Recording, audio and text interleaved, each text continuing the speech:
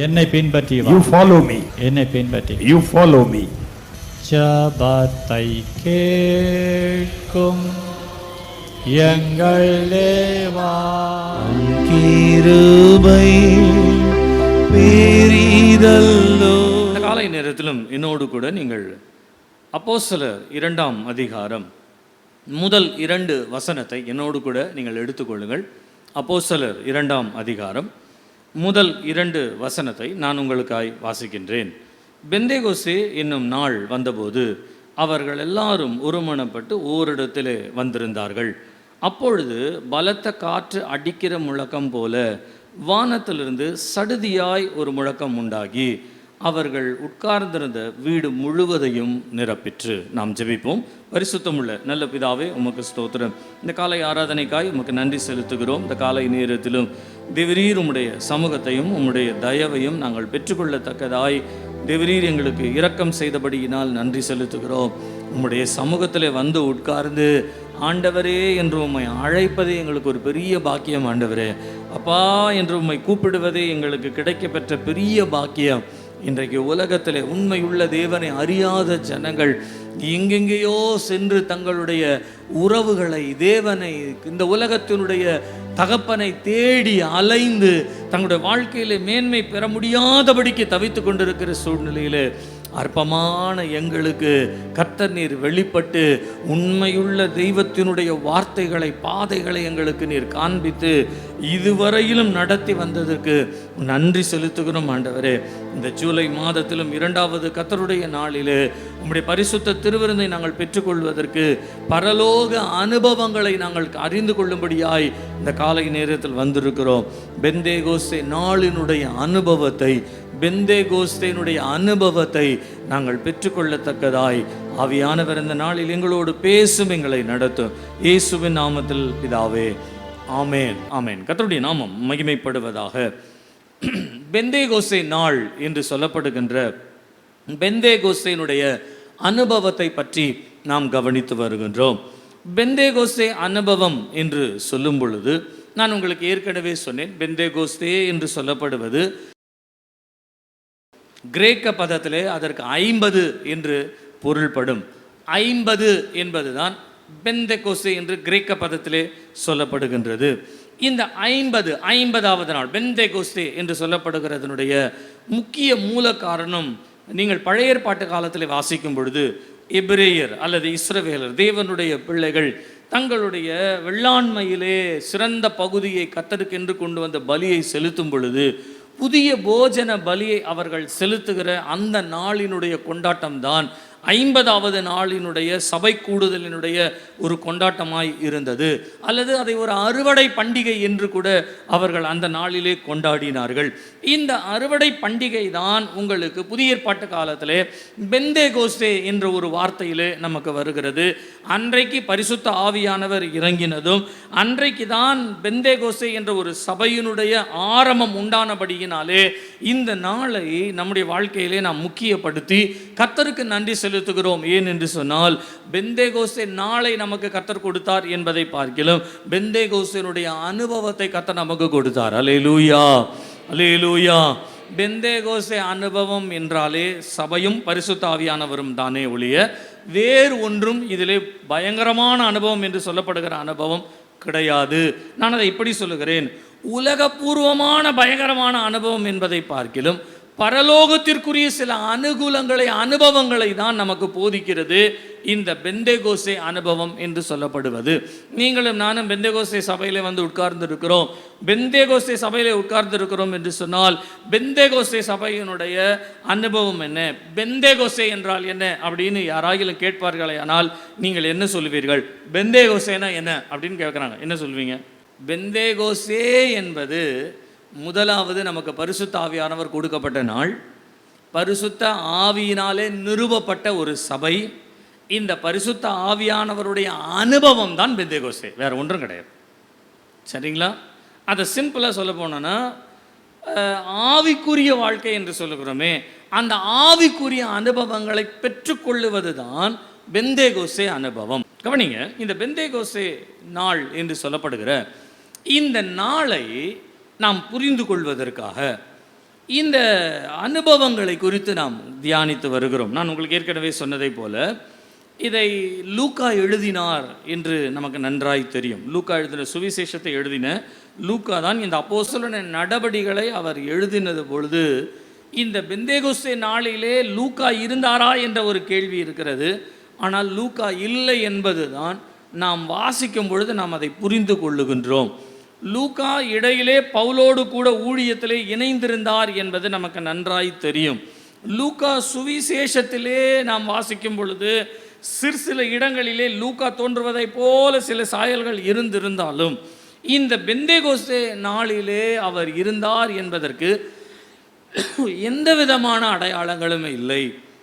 இருந்திருக்கலாமா என்று நீங்கள் கேட்பீர்களானால் என்னை பொறுத்தவரையிலும் அவர் இருந்திருக்க மாட்டார் என்பதுதான் என்னுடைய அபிப்பிராயம். ஏன் என்று சொன்னால், நீங்கள் இந்த 2ஆம் அதிகாரத்தை நீங்கள் வாசிக்கும் பொழுது இதில் எப்படி துவங்கப்படுகிறது என்று சொன்னால், பெந்தேகோஸ்தே என்னும் நாள் வந்தபோது அவர்கள் எல்லாரும் ஒருமனப்பட்டு அப்படின்னு ஒரு வார்த்தை வருது. அவர்கள் எல்லாரும். அப்போ லூக்கா அங்கே இருந்திருந்தாருன்னா எப்படி எழுதியிருப்பாரு? நாங்கள் எல்லாரும் அப்படிதான் எழுதியிருப்பார் இல்லைங்களா? அப்போ அவர்கள் எல்லாரும் சொல்லும் பொழுது நான் இல்லை அப்படின்றது தெரியப்படுது. நீங்கள் இதே அதிகாரத்தில் நீங்கள் 4 வசனங்களை வாசிங்கன்னா 4 வசனங்களை பாருங்களேன். அவர்கள் எல்லாரும் ஒருமனப்பட்டு அவர்கள் உட்கார்ந்திருந்த வீடு முழுவதையும் அவர்களுக்கு காணப்பட்டு அவர்கள் எல்லோரும் பரிசுத்த ஆவியினாலே நிரப்பப்பட்டு. அப்படின்னா அவர்கள் அவர்கள் அவர்கள் என்று சொல்லி அவர் எதை குறித்து கேள்விப்பட்டாரோ கேள்விப்பட்ட அந்த இடத்துல இருந்தவர்களை பற்றி அவர் பேசுகிறாரே ஒழிய லூக்கா அந்த இடத்தில் இருந்ததாக இந்த வசனங்களின்படியாய் நாம் புரிந்து கொள்ளலாம். இரண்டாவதாக, இந்த பெந்தேகோஸ்தே அனுபவம் என்று சொல்லும் பொழுது நான் உங்களுக்கு ஒரு 4 வார்த்தைகளை நான் சொன்னேன். ஒருமனப்பட்டு, ஓர் இடத்திலே, ஒரு முழக்கம், அவர்களே ஒவ்வொருவர் மேலும் என்று சொல்லப்படுகின்ற ஒவ்வொரு என்ற ஒரு வார்த்தையிலிருந்து இந்த பெந்தேகோஸ்தே அனுபவத்தை புரிந்து கொள்வதற்காக நமக்கு ஒரு புரிதலுக்காக நாம் இந்த வார்த்தைகளை நாம் எடுத்துக்கொண்டோம். அதிலே உங்களுக்கு ஒரு மனம் என்று சொல்லும் பொழுது நாம் ஒரு மனதை பற்றி, பெந்தேகோஸ்தே என்றாலே ஒரு மனம் என்று சொல்லி ஒரு மனதை பற்றி கவனித்தோம். அவர்கள் ஓரிடத்திலே கூடி வந்தார்கள். பெந்தேகோஸ்தே அனுபவம் என்பது தேவனை தனிப்பட்ட விதத்தில் அனுபவிக்கிற ஒரு அனுபவம். ஆனால் அந்த அனுபவம் எங்கே ஆரம்பிக்கிறது என்று சொன்னால் ஓரிடத்தில் கூடி வருதலின் மூலமாய் அவை ஆரம்பிக்கிறது. மூன்றாவதாக, ஒரு முழக்கம் உண்டாகி என்ற ஒரு வார்த்தை. இந்த ஒரு முழக்கம் என்பதை தான் நாம் கடந்த வாரத்திலே நாம் ஆரம்பித்தோம். நான் உங்களுக்கு ஒரு முழக்கம் என்று சொல்லும் பொழுது அந்த மேல் வீட்டு அறையிலே இருந்த 120 பேருக்கு மாத்திரம் கேட்கப்பட்ட ஒரு முழக்கமாய் இருந்ததே ஒழிய ஜனங்கள் எல்லோரும் கேட்கிற ஒரு முழக்கமாய் இல்லை. எப்படி பவுல் சந்திக்கப்படும் பொழுது அவருக்கு மாத்திரம் சத்தம் கேட்டதோ, எப்படி யோவான் ஸ்நானன் இயேசு கிறிஸ்துவை அறிந்து கொள்வதற்கு இயேசு கிறிஸ்துவின் மேல் பரிசுத்த ஆவியானவர் இறங்கினதை யோவான் ஸ்நானன் மாத்திரம் கவனித்தாரோ, எப்படி இயேசு கிறிஸ்து ஞானஸ்நானம் பெற்ற பின்பு இவர் என்னுடைய நேசகுமாரர், இவரில் பிரியமாய் இருக்கிறேன் என்று சொல்லி எல்லா ஜனங்களுக்கும் என்று சொல்லப்படல, இயேசுவுக்கும் யோவானுக்கும் மாத்திரம்தான் அந்த சத்தம் கேட்டது. அப்படியானால் பரலோக அனுபவம் என்று சொல்லப்படுவது, பரலோக சத்தம் என்று சொல்லப்படுவது நம்முடைய வாழ்க்கையிலே ஒரு 4 பேரோடு நம்ம கேட்கிற ஒரு அனுபவம் அல்ல. நமக்கு மாத்திரம் அது தோன்றுகிற ஒரு அனுபவம், நமக்கு மாத்திரம் தேவன் அறிவிக்கிற ஒரு அனுபவம். இந்த முழக்கம் என்ற ஒரு அனுபவத்தை நான் 2 வார்த்தையிலே நான் உங்களுக்கு சொன்னேன். ஒன்று, அது பரலோகத்தினுடைய ஒரு சத்தத்தை அவர்கள் கேட்டார்கள் என்று. இரண்டாவது, பரலோகத்தினுடைய சூழ்நிலையினால் அவர்கள் சூழப்பட்டார்கள் என்று சொல்லி பரலோக சத்தம் என்று சொல்லும் பொழுது கடந்த வாரத்தில் நான் உங்களுக்கு சொன்னேன், அது ஆண்டவருடைய சத்தம் தான். நம்மை கூப்பிடுகிற, நம்மோடு பேசுகிற ஒரு சத்தம் தான் பரலோக சத்தம். ஒருவேளை அந்த பரலோக சத்தம் அவர்களுக்கு ஒரு முழக்கம் போல கேட்டது, அதை புரிந்து கொள்ள முடியாத ஒரு ஆரம்ப அனுபவத்திலே அவர்கள் இருந்தபடியினாலே ஒரு முழக்கம் போல ஒவ்வொருவருக்கும் அது கேட்டது என்று. ஆனால் கர்த்தருடைய சத்தத்தை கேட்பதுதான் வேதத்தின்படி பெந்தேகோஸ்தே அனுபவம். நீங்கள் எல்லாரும், நான் என்னையும் சேர்த்து சொல்லுகிறேன், நாம் எல்லாரும் பெந்தேகோஸ்தே அனுபவம் உள்ளவர்கள் என்று சொன்னால் கண்டிப்பாக நம்முடைய வாழ்க்கையில் கர்த்தருடைய சத்தத்தை நாம் கேட்டு இருக்க வேண்டும். இப்போ நான் உங்களை கேட்கிறேன், நீங்கள் கர்த்தருடைய சத்தத்தை கேட்டிருப்பீர்களானால் கரங்களை உயர்த்தி சத்தமாக ஒரு அல்லேலூயா சொல்லலாம். ஒரு சிலருக்கு ரொம்ப யோசனையாக இருக்குது, கர்த்தருடைய சத்தம்னா எப்படி சத்தம் வந்தது, அது என்ன சத்தம், அதை எப்போ கேட்டீங்க, இதெல்லாம் கேட்டால் ஒருவேளை நம்ம கேட்டது கர்த்தருடைய சத்தம் தானா இல்லையான்றது நமக்கே தெரியலையே அப்படின்ற மாதிரி சில நேரங்களில் நம்முடைய இருதயத்தில் சில சலசலப்புகள் இருக்கலாம். ஆனால் ஒன்றை நன்றாக புரிந்து கொள்ளுங்க, கர்த்தருடைய சத்தம் உங்களுக்கு வரும் பொழுது அதை மற்றவர்கள் இது கர்த்தருடைய சத்தம் தான் என்று சொல்லி உங்களுக்கு ஒரு நாளும் உறுதி செய்ய முடியாது. நீங்களே உங்களுடைய ஆவிலே உணர்ந்தால் ஒழிய உங்களால் அதை அனுபவிக்க முடியாது. இப்போ நான் உங்களுக்கு சொல்கிறேன், நீங்கள் கர்த்தருடைய சத்தத்தை கேட்டீங்கன்னா என்ன சத்தம் கேட்டீங்க அப்படின்னு சொல்லி கேட்கலாம். நான் சண்டே ஸ்கூல் எடுத்துகிட்டு இருக்கும்போது என்னோட சகோதரர்கள் சகோதரிகளாக நிறைய பேர் இருந்தாங்க. அப்போது ஒரு சகோதரன் என்ன பண்ணார், என்கிட்ட பேசும்போது என்கிட்ட சொன்னார், யார் இவங்க என்ன அப்படின்லாம் நீங்கள் வந்து அலசிட்டு இருக்காதீங்க, அது எப்போ நடந்த ஒரு சம்பவம். அப்போது ஒரு சகோதரன் என்கிட்ட சொன்னார், என்கிட்ட என் மனசில் ஒரு காரியம் தோணுது, அப்படி தோன்றதை வந்து எனக்கு எப்படி புரிஞ்சுக்கிறதுன்னு தெரியல, அது கர்த்தர் தான் என்கிட்ட பேசினாருன்னு நான் நினைக்கிறேன் அப்படின்னார். சரி, என்ன தோணுதோ, என்ன கர்த்தர் பேசினாரோ என்னது அப்படின்னு கேட்டேன். நான் என்னதுன்னு கேட்டேன். அப்போ அவர் சொன்னார், நான் வந்து என் கல்யாணத்துக்காக ஜெபம் பண்ணேன், ஆண்டவர் வந்து எனக்கு ஒரு பெண்ணையை காட்டினார், இவளை நீ கல்யாணம் பண்ணு அப்படின்னு சொல்லி எனக்கு காட்டினார். அப்படி காட்டிகிட்டே இருக்கும் பொழுது எனக்கு என்ன சொல்கிறது, காலிங் அந்த நேரத்தில் ஒரு பெல் அடித்தா எப்படி இருக்கும், ஏதோ மனசில் நினைக்கிறாங்க, டிங்குன்னு மணி அடிக்குது, உடனே என்ன யோசிக்கும், ஓகே சக்ஸஸ் அப்படி தானே தோணும். அந்த மாதிரி அவருக்கு ஒரு சத்தம் கேட்டுதான். என்ன அப்படின்னு சொன்னால், சேவல் கூவுற ஒரு சத்தம் கேட்டுதான். என்கிட்ட அவர் சொன்னார், சேவல் கூவுற சத்தம் கேட்டுது, எனக்கு என்னவோ ஆண்டவர் வந்து அதுதான் அப்படின்னு நியமிச்சிருக்காரு போல இருக்குதுண்ணா. எனக்கு திக்கு சேவல் கூவுதுன்னு திக்குன்னு ஆயிடுச்சு. ஏன்னா சேவல் எங்கே கூவும், பைபிள் எங்கே கூவுச்சு? நான் அவன் சொல்லும் பொழுது நான் நினச்சிக்கிட்டேன், வேணாம் விட்டுரு அப்படின்னு சொல்கிறதுக்காக அது கூவிருக்கும் போல இருக்குது. உன் வாழ்க்கை நாசமாக போயிடும் வேண்டாம் அப்படின்றதுக்காக கொக்கரக்கோடு கூவிருக்கும் போல இருக்குது. ஏன்னா சேவல் கூவுறதுனாலே மறுதளிப்பு, வேண்டான்னு அர்த்தம், மறுதளிக்கிறது தான். எனக்கு ஆண்டவர் சொன்னது போல் இருந்ததுன்னு, அப்படியா சொல்லியிருப்பார்னா நீ ஜெபம் பண்ணு அப்படின்ட்டு ஒழுங்கிட்டேன். நமக்கு எதுக்கு அந்த வேலை, நமக்கு எதுக்கு? நல்லா கவனிங்க, உங்களுக்கு தேவனுடைய சத்தம் கேட்கப்படுகிறது என்று சொன்னால், தேவனுடைய சத்தம் உங்களுக்கு துணிக்கும் என்று சொன்னால், நான் சொல்லுகிறேன், அது உங்களுக்கு மாத்திரம்தான் தெரியும் இது தேவனுடைய சத்தமா இல்லையா என்பதை. உங்களுக்குள்ளே இருக்கிற ஆவியானவர் உங்கள் ஆத்மாவோடு இடைப்பட்டு அதை சொல்லுவார்.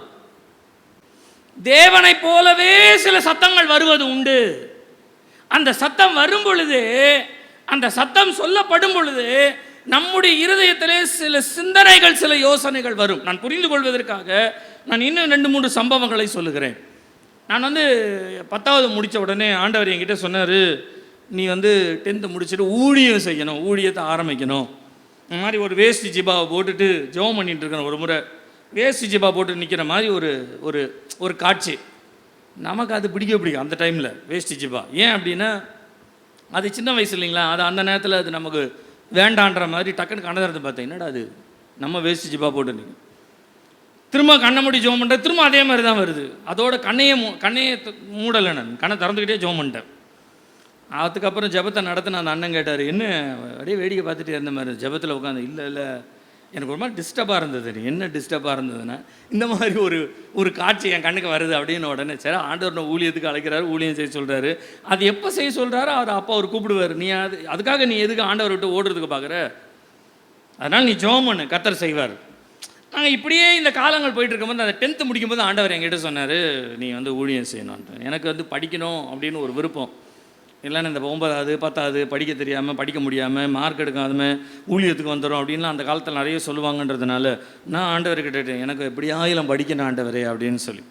சரி, நான் ஆண்டவர் என்ன பண்ணார்னா, நான் சாட்சியாக சொல்கிறேன், நீங்கள் அதை வந்து அனுகூலமாக எடுத்துக்கொள்ளாதீங்க, அனுகூலமாக்க நான் சாட்சிக்காக சொல்கிறேன்.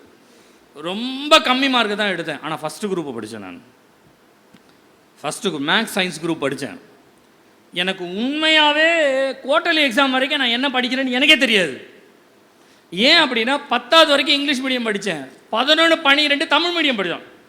இந்த தமிழ் மீடியம் போன பிறகு தான் இயற்பியல் அப்படின்ற வார்த்தையை நான் கேள்விப்படுறேன். வேதியியல் அப்படின்ற வார்த்தையை அப்போ தான் கேள்விப்படுறேன். ஏன்னா சயின்ஸ் குரூப்பில் இந்த இயற்பியல், வேதியியல், இந்த பேரெல்லாம், இந்த வார்த்தைகளெல்லாம் நம்ம வந்து physics, chemistry, biology, botany, zoology அப்படி தான் கேள்விப்பட்டிருக்கோம். இப்படி தான் 10வது வரைக்கும் படிச்சிருக்கேன் நான். 11வது போன உடனே நமக்கு ஒன்றுமே புரியல. ஐயோ தெரியாமல் வந்து மாட்டிக்கிட்டோம் போல இருக்குது. எப்படியோ 11, 12 அப்படி கடந்து வர நேரத்துக்கு ஆண்டவர் கரெக்டாக 12வது எக்ஸாம் அப்போ என்கிட்ட பேசுகிறாரு. நீ படிக்கணும்னு கேட்டால் படிக்க வச்சுட்டேன், 12வது முடிச்ச உடனே என்ன பண்ண போகிற? இது எனக்கு நல்லா தெரியுது, ஆண்டவர் என்கிட்ட பேசுகிறான்னு நல்லா தெரியுது. நான் என்ன பண்ணுறேன், இந்த சிந்தனையை நம்ம வந்து மாற்றணும் அப்படின்றதுக்காக அமைதியாக படுத்து நான் பாட்டு கண்ணை மூடி தூங்கிட்டு நான் வேறு ஏதோ யோசிச்சுட்ருக்கேன். என் சொப்பனத்தில் நான் ஒரு பெரிய ஒரு ஆலமரம் மாதிரி ஒரு மரம் இருக்கேன். அந்த மரத்துக்கு பக்கத்தில் உட்காந்து ஜோம் பண்ணிகிட்டு இருக்கேன். ஜோம் பண்ணும் பொழுது கர்த்தர் அந்த மரத்துலேருந்து என்கிட்ட பேசுகிறார். அதுக்காக மரத்தில் ஆண்டவர் பேசுகிறார்னு நினச்சிக்காதீங்க. நான் தான் சொன்னேன், அது என்னுடைய அனுபவம்ன்றேன். நான் அது என்னுடைய அனுபவம். அதனால் ஆலமரத்தை பார்க்கும்போதெல்லாம் ஆண்டவர் பேசினார் அப்படின்லாம் நான் யோசிக்க மாட்டேன். அது வேறு. அதை சொல்கிறேன், அந்த வளர்ச்சின்னு ஒன்று இருக்குது நமக்கு. அதை வந்து புரிஞ்சுக்கணும். அந்தந்த நேரத்தில் அங்கேருந்து எனக்கு ஒரு சத்தம் வருது. சத்தம் வரும் பொழுது ஆண்டவர் சொல்கிறாரு, நீ முதல் என்கிட்ட என்ன சொன்னா படிக்கணும்னு கேட்ட, உன்னை படிக்க வச்சுட்டேன், இப்போ நீ எனக்கு ஊழியம் செய்கிறதுக்கு நீ வரணும் அப்படின்னு ஆண்டவர் என்னை கூப்பிடுறாரு. அவர் என்கிட்ட பேசுகிறாருன்ற சத்தம் எனக்கு கேட்குது. ஆனால் நம்ம வந்து ஆண்டவருக்கே டீச் பண்ணுற ஆள் இல்லைங்களா? அதனால் நம்ம என்ன பண்ணுறோன்னா அப்படியே சத்தமாக கையை தட்டி அந்நிய பாஷையில் ஹல்லேலூயா ஹல்லேலூயா நாங்கள் ரொம்ப ஆண்டவர் என்கிட்ட பேசுகிறாருன்னு எனக்கு தெரியுது. ஆனால் இவர் பேசுகிற சத்தத்தை கேட்டுட்டோன்னா கண்டிப்பாக ஊழியத்துக்கு போய் தான் ஆகணும்னு நமக்கு தெரியும். அதனால் அதை கேட்காத மாதிரி போங்க ஆண்டவரே நீங்கள் சொல்கிறத நான் கேட்க மாட்டேன் அப்படின்னு சொல்ல முடியாதுல்ல. அல்லது நான் ஜெபம் பண்ண மாட்டேன், நான் வேத வாசிக்க மாட்டேன் அப்படி சொல்ல மாட்டேன்ல. ஆவிக்குரிய ஆண்டவர் பேசுகிறாரு, அந்த ஆவிக்குரியதுலேயே நான் வந்து டினை பண்ணுறேன். அவர் பேசுகிறாரு, அவர் சத்தத்தை விட்டு நான் பாட்டு அந்நிய பாஷையில். அதனால தான் அடிக்கடி சொல்கிறது, அந்நிய பாஷையில் நிறைஞ்சு ரொம்ப சத்தம் போடுறதே அனுபவம் மாறிடக்கூடாது. ஏன் அப்படின்னா தேவன் பேசுகிற சத்தம் அதுக்குள்ளே இருந்து வரும். வருகிற சத்தத்தை கவனிக்கிறது தான் பெந்தெகோஸ்தே அனுபவம். குதிக்கிறது பெந்தெகோஸ்தே அனுபவம் கிடையாது. தேவ சமூகத்தினால் நிரப்பப்படுவது தான் பெந்தெகோஸ்தே அனுபவம். அப்படியானால் எனக்கு சத்தம் கேட்க கேட்க கேட்க கேட்க நான் பாட்டுன்னு சத்தத்தை அதிகரிக்க கனவுல என் ஜெபம் முடிஞ்சு போச்சு. எழுந்து உட்காந்து யோசிக்கிறேன், நல்ல வேளை ஆண்டவருடைய சத்தத்தை கேட்காத மாதிரியே நடிச்சிட்டோம் அப்படின்னு விட்டேன்.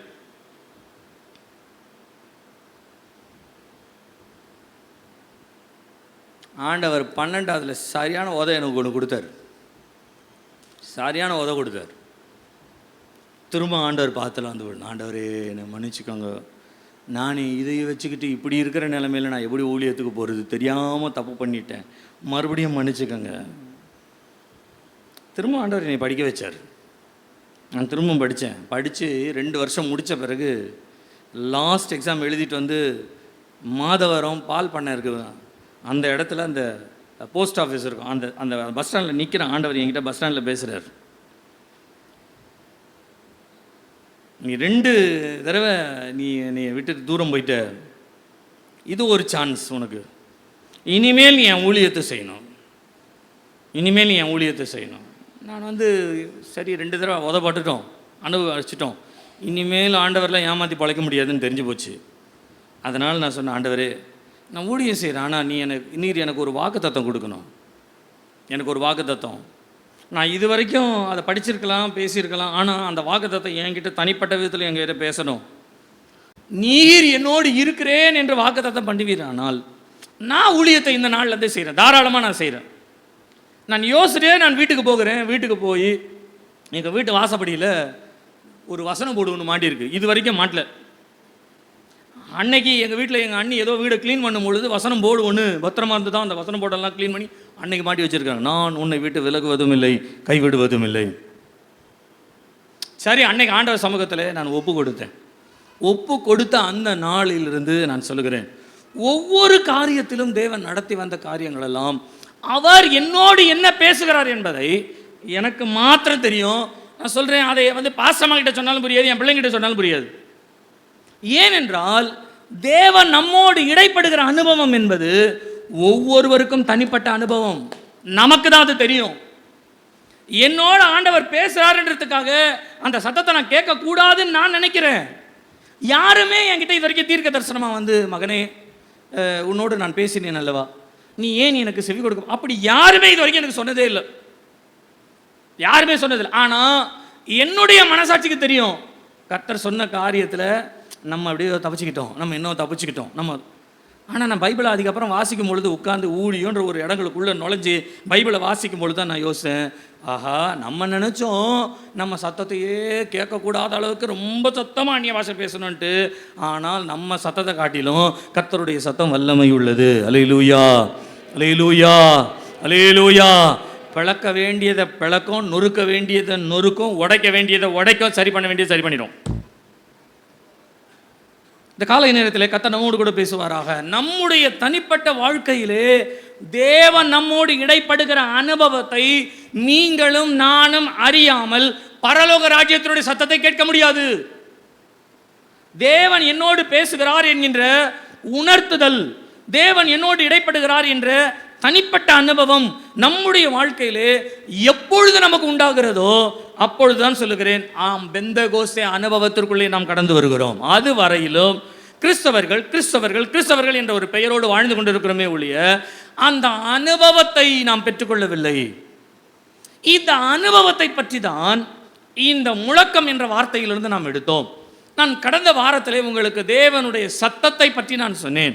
இன்றைக்கு பரலோகத்தினுடைய சூழ்நிலையை பற்றி நாம் கவனிக்கலாம். நீங்கள் இந்த 2வது வசனத்திலே வாசிப்பீர்களானால், அப்போஸ்தலர் 2ஆம் அதிகாரம், நீங்கள் 2வது வசனத்தை வாசிப்பீர்களானால், அப்பொழுது பலத்த காற்று அடிக்கிற முழக்கம் போல ஒரு முழக்கம் வானத்திலிருந்து உண்டாகி, வானத்திலிருந்து சடுதியாய் ஒரு முழக்கம் உண்டாகி அவர்கள் உட்கார்ந்திருந்த வீடு முழுவதையும், நீங்கள் அடுத்த வசனம் வாசிங்கன்னா அவர்களை நிரப்பினதுன்னு வருது, அது ஒரு அனுபவம். ஆனால் முதலாவது அவர்களுக்குள்ளே ஒரு சத்தம் கேட்கிறது, அவர்களை சுற்றிலும் ஒரு சத்தம் துணிக்கிறது. நான் அதை எப்படி சொல்லுகிறேனே, அவர்களுக்குள்ளே பரலோகத்திலிருந்து ஒரு அனுபவம் வருகிறது, அவர்களை சுற்றிலும் ஒரு பரலோக அனுபவம் வருகிறது. கர்த்தருடைய நாமம் மகிமைப்படுவதாக. நாம் இன்றைக்கு அவர்களை சுற்றிலும் அப்படின்ற இடத்துக்கு மாத்திரம் வருவோமே, அந்த வீடு உட்கார்ந்திருந்த வீடு முழுவதையும் நிரப்பிற்று. அப்படியானால் அந்த வீட்டிலே உட்கார்ந்து இருக்கிறவர்களுக்கு நன்றாய் தெரிகிறது, சத்தம் நமக்கு கேட்குதுன்றது மாத்திரம் இல்லை, இந்த வீட்டை சுற்றிலும் அந்த சத்தம் துணிக்கிறது. ஒருவேளை லூக்கா அங்கே இருக்கிறவங்களை விசாரிச்சிருப்பாரு. இந்த மேல் வீட்டில் பேதுருக்கிட்ட கேட்டப்பா, ஏதோ ஒரு சத்தம் பயங்கரமாக காற்று அடிக்கிற மாதிரி ஒரு சத்தம் ஒன்று கேட்டது, அதுக்கப்புறம் பரிசுத்தாவினால் நாங்கள் நிரப்பப்பட்டோம் அப்படின்னு சொன்னார். உங்களுக்கு ஏதாயிலும் கேட்டுதா அப்படின்னா அந்திரேயா சொல்லியிருப்பார், ஆமாம்மா எனக்கும் கேட்டுது. யோவான் சொல்லியிருப்பார், ஆமாம்மா எனக்கும் கேட்டுது. இதை போல அங்கிருந்த 120 பேர்ல அவர் யார் யார் இடத்துல விசாரித்திருப்பாரோ எல்லாருமே என்ன சொல்லியிருப்பாங்க அப்படின்னா, ஆமா எங்களுக்கு ஒரு காற்று அடிக்கிற முழக்கம் போல சத்தம் கேட்டது. யாராயிலும் இன்னொருத்தர் சொல்லியிருப்பாங்க, ஒரு சத்தம் கேட்டுதானா, அது எப்படின்னே எங்களுக்கு தெரியல. இல்லை பேதுரு சொன்னாரு, ஏதோ ஒரு பலத்த காற்று வீசினா எப்படி இருக்கும் அந்த மாதிரி ஒரு ஆமாம் ஆமாம் ஆமாம் அதே மாதிரி தான் இருக்கும். அப்படி எல்லாருக்கும் ஒரே மாதிரியான சத்தம் அந்த அறைக்குள்ளே வீடுக்குள்ளே அவர்களுக்கு கேட்டதாம். அப்படியானால் நான் அதை இப்படி விசுவாசிக்கிறேன், தேவனுடைய தனிப்பட்ட சத்தமானது ஒரு மனுஷனுக்குள்ளே துணிக்கிறது என்பது மாத்திரமல்ல, இந்த சத்தம் இந்த பரலோக முழுவதும் அவர்களை ஆட்கொள்ளத்தக்கதாய் ஒரு சூழ்நிலைக்கு கொண்டு போகிறது. நான் அதை புரியும்படியாய் சில காரியங்களை நான் வேதத்திலே கடந்த நாட்களிலே நான் வாசிக்கும் பொழுது கர்த்தர் எனக்கு அதை சில சூழ்நிலைகளை கொண்டு உணர்த்தினார். கர்த்தருடைய நாமம் மகிமைப்படுவதாக. நீங்கள் இந்த பரலோகத்தினுடைய சூழ்நிலை அப்படின்றத வைத்துக் கொள்ளுங்களேன். நீங்கள் லூக்கா எழுதின சுவிசேஷம் 2ஆம் அதிகாரத்தை வாசிப்பீர்கள். ஆனால் இந்த மேய்ப்பர்கள் எல்லாம் ராத்திரியிலே அவர்கள் தங்களுடைய மந்தையை காத்து கொண்டு இருக்கும் பொழுது திடீரென்று அவர்களை சுற்றிலும் ஒரு பிரகாசம் வந்தது. ஒரு பரலோக சேனை, சேனை என்று சொல்லும்போது ஒருத்தர் 2 பேர் இல்லை, ஒரு பெரிய சேனையானது அவர்களை சுற்றிலும் நின்று தேவனை துதிக்கிறார்கள். என்னென்றால் உன்னதத்திலே தேவனுக்கு மகிமை, பூமியிலே சமாதானம் என்று சொல்லி ஒரு பரலோக காட்சியை பார்ப்பது மாத்திரமல்ல, அந்த காட்சி தங்களுடைய வாழ்க்கையிலே அனுபவமாய் அதை அனுபவிக்கிறார்கள். நல்லா கவனிங்க, ஒரு தரிசனத்தை பார்ப்பது என்பது வேறு, ஆனால் அந்த தரிசனத்திற்குள்ளே சென்று நாமும் ஒரு அனுபவமாய் மாறுவது என்பது வேறு. நான் உங்களுக்கு போக போக நான் அதை புரியும்படியாக சொல்லுகிறேன். நீங்கள் ஆபிரகாம்லாம் எடுத்துக்கொள்ளுங்க. ஆபிரகாம், ஈசாக்கு, யாக்கோபெல்லாம் நீங்கள் எடுத்துக்கொள்ளுங்களேன். ஆபிரகாம், ஈசாக்கு, யாக்கோபு நீங்கள் வாசிக்கும் பொழுது ஆபிரகாமுக்கு ஆண்டவர் தரிசனமான முறையும் யாக்கோபிற்கு ஆண்டவர் தரிசனமான முறையும் டிஃப்ரெண்ட்டாக இருக்கும் பார்க்கறதுக்கு. என்னன்னா, ஆபிரகாம், ஈசாக்கினுடைய வாழ்க்கையில் நீங்கள் பார்த்தீங்கன்னா தேவன் அவர்களுக்கு தரிசனமானார், அவர்களோடு கூட பேசினார், அவர்களோடு கூட பேசிவிட்டு ஆண்டவர் எழுந்தருளினார், சென்றார் அப்படின்ற மாதிரி தான் வரும். ஆனால் யாக்கோபனுடைய தரிசனத்தில், சொப்பனத்தில் நீங்கள் பார்க்கும்போது அந்த தரிசனம் எப்படி தோன்றுகிறதுனா, யாக்கோபா அந்த தரிசனத்திற்குள்ளே இருக்கிற மாதிரி தோன்றுகிறது. தேவன் வந்து காட்சி கொடுத்து விட்டு பேசிவிட்டு போகிற காரியம் ஒன்று. ஆனால் தேவன் பேசுவதல்ல, தேவனோடு கூட தாங்கள் சம்பாஷிக்கிற, உறவாடுகிற, ஒருவரோடு ஒருவர் பேசிக்கொள்ளுகிற நல்ல அனுகூலமான அனுபவத்தை உண்டாக்குவது என்பது வேறு. யாக்கோபுக்கு வாசித்து பாருங்க. யாக்கோபு நின்று பார்க்கிறார் ஒரு பெரிய ஒரு ஏணி, அந்த ஏணிக்கு மேலே நின்று கர்த்தர் அவரோடு கூட. அப்போ ஒரு சொப்பனம், ஒரு தரிசனம், தரிசனத்தை பார்த்துட்டு வருதில்லை, தரிசனத்திற்குள்ளே நானும் ஒரு பங்காக இருப்பது. அதை தான் நான் சொன்னேன், பரலோக அனுபவம் என்று சொல்லுகிறேன். பரலோகம் நமக்கு அனுகூலமாய் மாறுவது, அனுபவமாய் மாறுவது, சூழ்நிலையாய் மாறுவது, தேவனை தரிசிக்கும் பொழுது அவரோடு பேசுகிற ஒரு அனுபவம், ஆனால் அவரோடு வாழுகிற ஒரு அனுபவம் உண்டு. பழைய ஏற்பாட்டு காலத்தில் இந்த அனுபவத்தை சிலர் பெற்றுக்கொண்டார்கள் என்று சொல்லப்படுகிறது. புதிய ஏற்பாட்டு காலத்தில் இந்த அனுபவம் நமக்கு வர வேண்டும் என்பதற்காக தான் பரிசுத்த ஆவியானவர் நமக்குள்ளே வாசம் பண்ணுவார் என்ற வார்த்தை வருகிறது. இந்த வாசம் பண்ணுதல் எதற்கு என்று சொன்னால், அவரோடு கூட வாழுகிற ஒரு வாழ்க்கையின் அனுபவம் நமக்கு வேண்டும். அவரோடு கூட. நீங்கள் பரலோகத்துக்கு போனீங்கன்னா பரலோகத்தில் என்ன செய்வீங்க சொல்லுங்க பார்க்கலாம்? என்ன செய்வீங்க சொல்லுங்க? பரலோகத்துக்கு நம்ம எல்லாரும் போகிறோம். எத்தனை பேர் பரலோகத்துக்கு வர ஆசையாக இருக்கீங்க? ஒரு ஆளிலேயே சொல்லுங்க. இந்த சத்தம்லாம் பத்தாது, வாசப்படி கூட கண்ணுக்கு தெரியாது நம்ம கொடுக்குற சத்தம். நல்ல சத்தமாக சொல்லுங்கள். இப்போ பரலோகத்துக்கு நம்ம போகிறோம், சரிங்களா? நீங்களும் நானும் போயிட்டோம். பரலோகத்தில் போய் என்ன பண்ண போகிறீங்க சொல்லுங்கள்?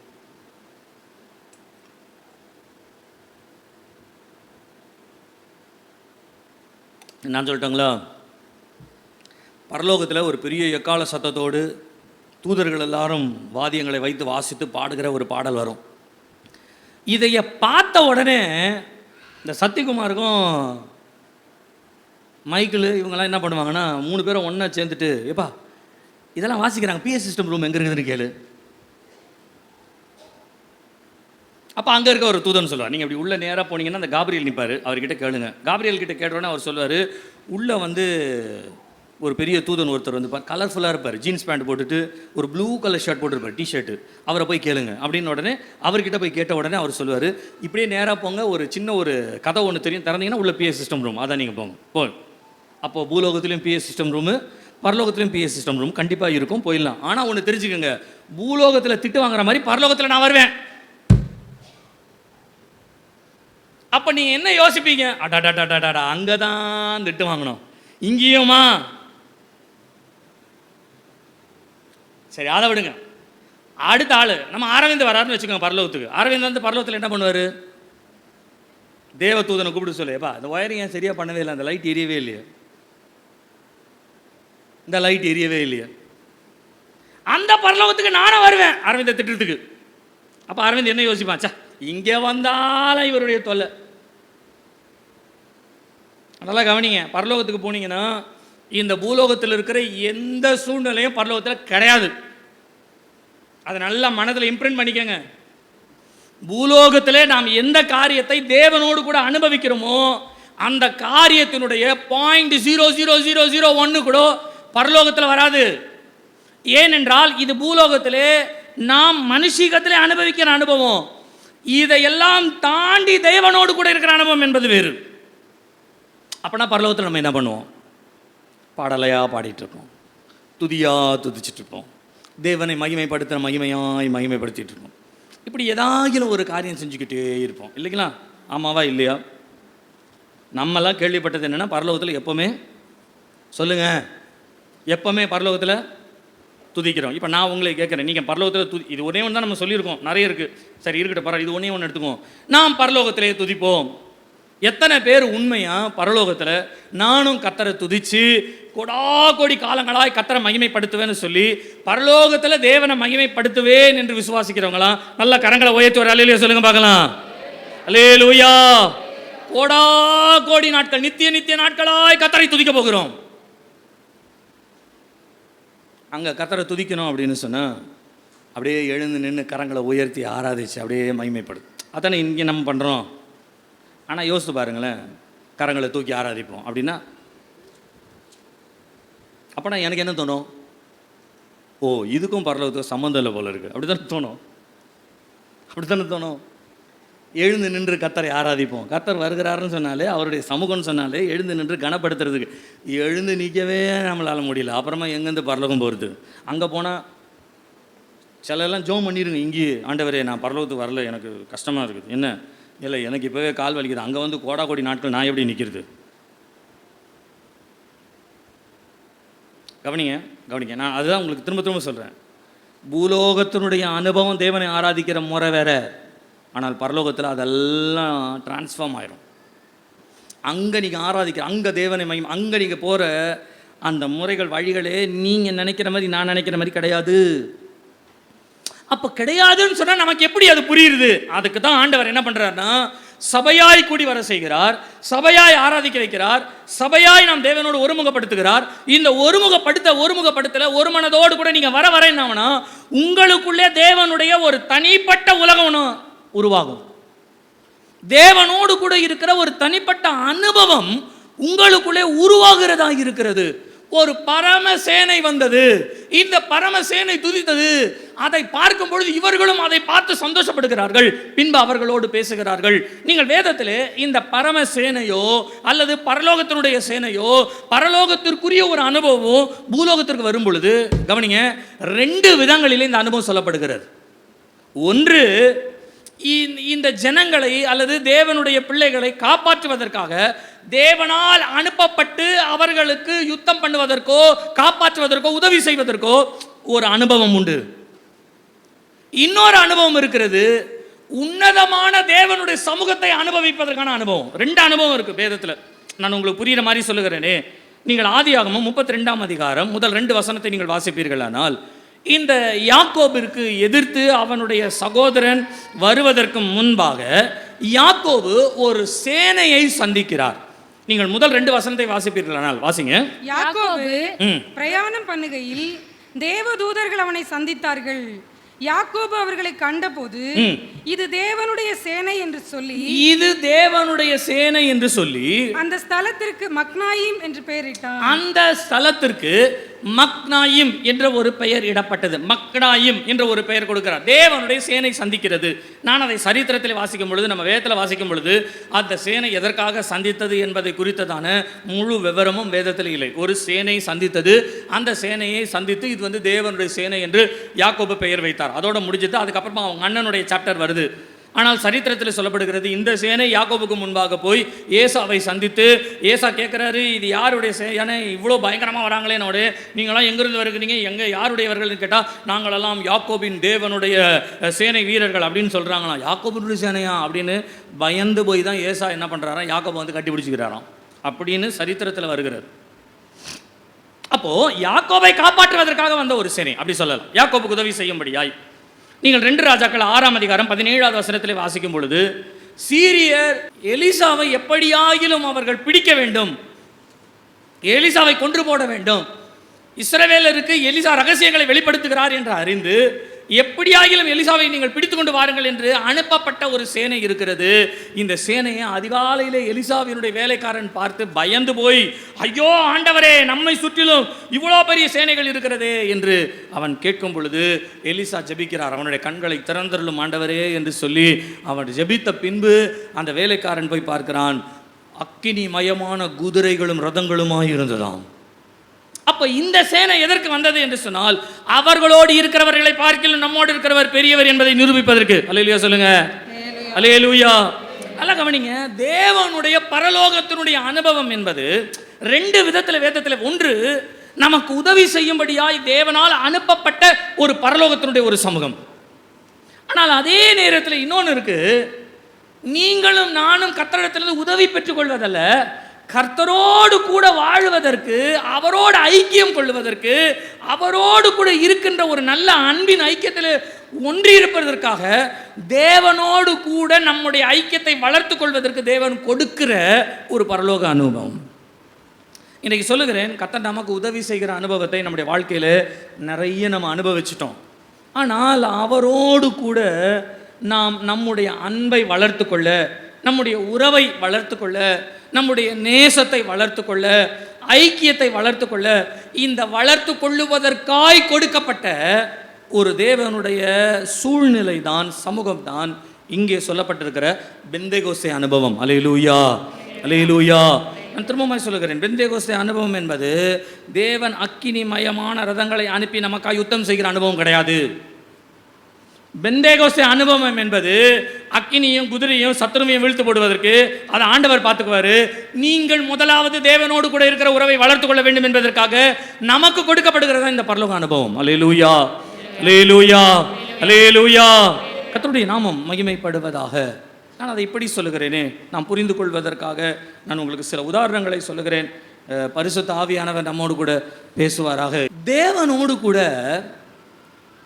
அவர் எப்படி இருக்கிறாரோ, எங்கே இருக்கிறாரோ அந்த சூழ்நிலையை நாம் பழகி கொள்ளும்படியாய் நமக்கு கொடுக்கப்படுகின்ற ஒரு அனுபவம்.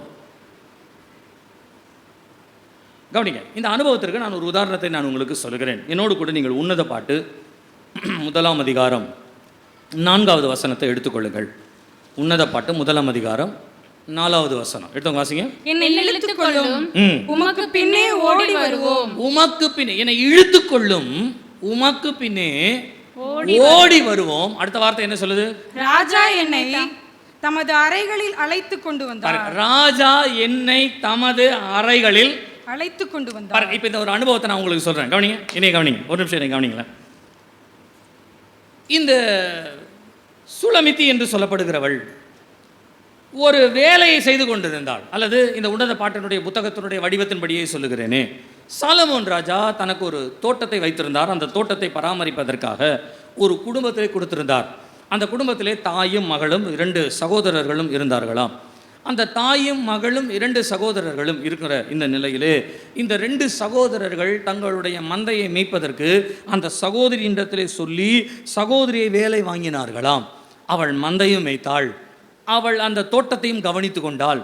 இப்படி இருக்கிற சூழ்நிலையிலே சாலமோன் ராஜா ஒரு சாதாரண ஆட்டு இடையனை போல, ஆடு மேய்க்கிறவனை போல அவர் வருகிறார். வந்து பார்க்கும் பொழுது சகோதரர்கள் ஒன்றையும் செய்யவில்லை, இவள் மாத்திரம் செய்கிறாள்.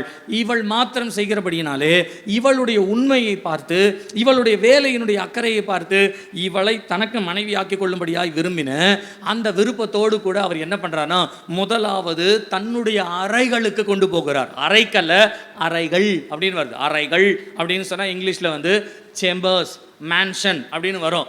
சேம்பர்ஸ், மேன்ஷன் அப்படின்னு சொன்னால் நம்முடைய வீடுன்னு வச்சுக்கோங்களேன். வீடுன்ற வார்த்தைக்கு அதுக்கு சமானம்.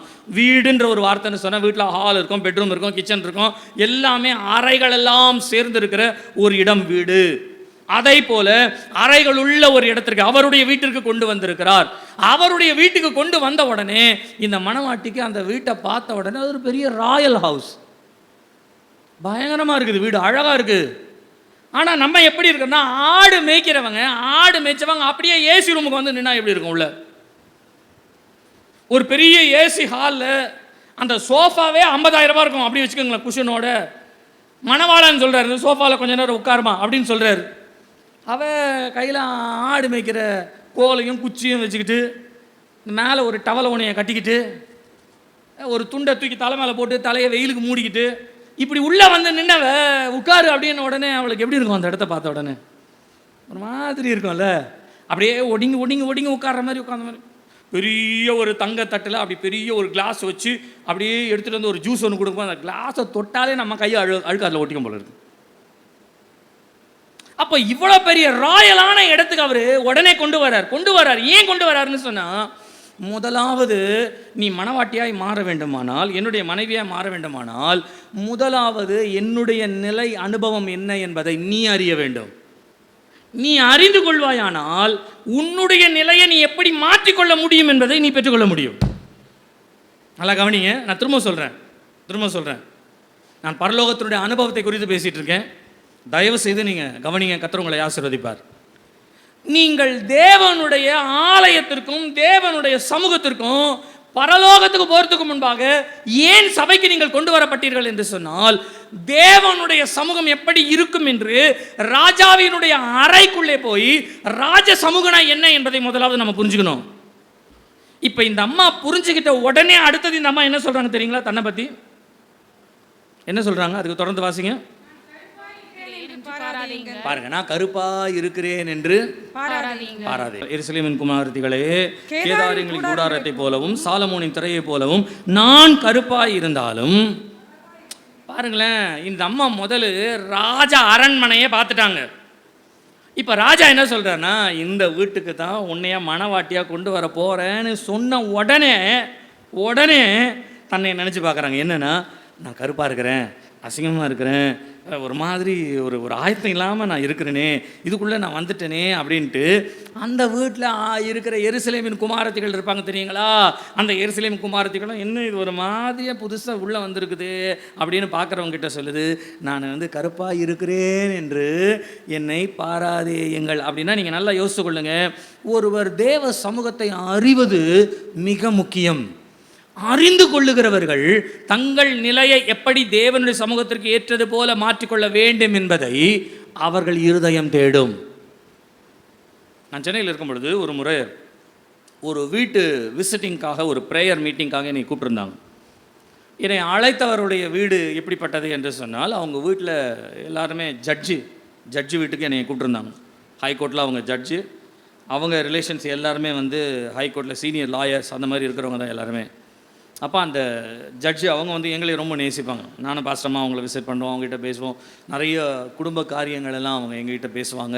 அப்படி ஒரு நல்ல ஒரு ஐக்கியத்தில் இருக்கும் பொழுது அவங்க புதுசாக அவங்க ஃப்ளாட்ஸில் வீடெல்லாம் சரி பண்ணி ரெக்கவர் பண்ணியிருக்கிறாங்கன்றதுனால எங்களை கூப்பிட்டுருந்தாங்க ஜெபம் பண்ணுறதுக்கு. ஆனால் அன்றைக்கி சரியான மழையினால் நான் பாஸ்டம்மா கிட்ட சொல்லிச்சேன், நான் மாத்திரம் போய் ஜெபம் பண்ணிட்டு வந்துடுறேன், ஜபத்துக்கு தானே கூப்பிட்டாங்க அப்படின்னு சொல்லிட்டு நான் போகிறதுக்கு முன்னால் என்ன பண்ணேன், சர்ச்சில் இருக்கிற இன்னொரு பிரதர் நான் கேட்டேன், நான் ஒரு ப்ரேயர் மீட்டிங் போகிறேன், வரீங்களா அப்படின்ட்டு. வரேன், நீங்கள் ஏதாயிலும் ஒரு சின்ன சாட்சி, நீங்கள் கேத்தலிக்லேருந்து ரட்சிக்கப்பட்டவங்க தானே, அவங்க ஆக்சுவலாக கேத்தலிக் தான், அதனால் நீங்கள் ஏதாவது சின்ன ஒரு சாட்சியை மாத்திரம் நீங்கள் சொல்லுங்கள் அப்படின்னு சொல்லி அவரை கூப்பிடும்போது சொன்னேன், நீங்கள் ஏதாவது வீட்டுக்கு போய் ட்ரெஸ் சேஞ்ச் பண்ணிட்டோன்னா வந்துடுங்க அப்படின்னு. அவர் சொன்னேன், இல்லை பரவாயில்ல இருக்கட்டும், அப்படியே போயிடலாம், அதனால் மழை தானே, அதனால் ஒன்றில் அப்படியே போயிடுவோம் அப்படின்ட்டு. நாங்கள் 2 பேரும் அவங்க வீட்டுக்கு போயாச்சு. அவங்க எங்களை வரவேற்கிறாங்க. நாங்கள் போட்டுட்டு இருந்த ரெயின் கோட்டை எல்லாத்தையும் கழட்டி ஒரு வெளியில் ஓரமாக வச்சுட்டு, அவங்க ஒரு ஹாலில் கூடணுன்னா ராயலாக இருக்கும். அது ஜட்ஜி வீடுனா உங்களுக்கு தெரியும் இல்லையா எப்படி இருக்குன்ட்டு, ஒரு பெரிய ராயலாக இருக்குது. அதுவும் சென்னையில் சொல்லவே வேண்டாம். நாங்கள் போய் அந்த சோஃபாவில் உட்காந்த உடனே எங்களுக்கு காஃபி எடுத்துகிட்டு வந்து கொடுத்தாங்க. பாஸ்டர் எப்படி இருக்கீங்க? பாஸ்டம்மா வரலையா? நாங்கள் இல்லை பாஸ்டம்மா வர முடியலை, மழையாக இருக்கிறதுனால எங்களுக்கு இன்றைக்கி நாங்கள் வரதே கஷ்டமாக இருந்தது, எப்படியோ இன்றைக்கி ஜெபம் பண்ணினோன்றதுக்காக இப்படி பேசிக்கிட்டே இருக்கோம். பேசியெல்லாம் முடிச்சிட்ட பிறகு ப்ரேயர் ஆரம்பிக்கலாம் அப்படின்றதுக்காக அவங்க என்ன பண்ணாங்கன்னா, சரி நான் பக்கத்தில் அவங்க தங்கச்சியை கூட்டிகிட்டு வந்துடுறேன், இவங்ககிட்ட சொல்கிறேன் அப்படின்னு சொல்லிட்டு அவங்க உள்ளே போன உடனே அந்த பிரதர் என்கிட்ட என் கூட சொன்னார், நான் கூட ட்ரெஸ்ஸை கொஞ்சம் மாற்றிட்டு வந்திருக்கலாம் போல் இருக்குது அப்படின்னார். நான் சொன்னேன், நீங்கள் அங்கேயே நல்லா தானே இருக்குது, நீங்கள் இங்கே நான் திடீர்னு மாற்றேன். இல்லை, இங்கே வந்த உடனே சூழ்நிலையே கொஞ்சம் வித்தியாசமாக இருக்குது அப்படின்னார். புரியுதுங்களா நம்ம சொல்கிறது உங்களுக்கு? சில நேரங்களில் நம்ம நினச்சிட்டு இருக்கிற அனுபவத்துக்காக தான் இன்றைக்கி நம்ம இப்படி வாழ்ந்துட்டுருக்கோம். நான் சொல்லுகிறேனே தவறாக எடுத்துக்கொள்ளாதீங்க. தேவ சமூகத்தை சரியாக நம்ம புரிஞ்சுக்காததுனால தான் ஞாயிற்றுக்கிழமை அப்படின்னு வந்தால், தேவ சமூகம் வந்தால் இதை மாதிரி தான் ட்ரெஸ்ஸு போட்டுட்டு போகணுன்றது நமக்கு தெரிய மாட்டேங்குது.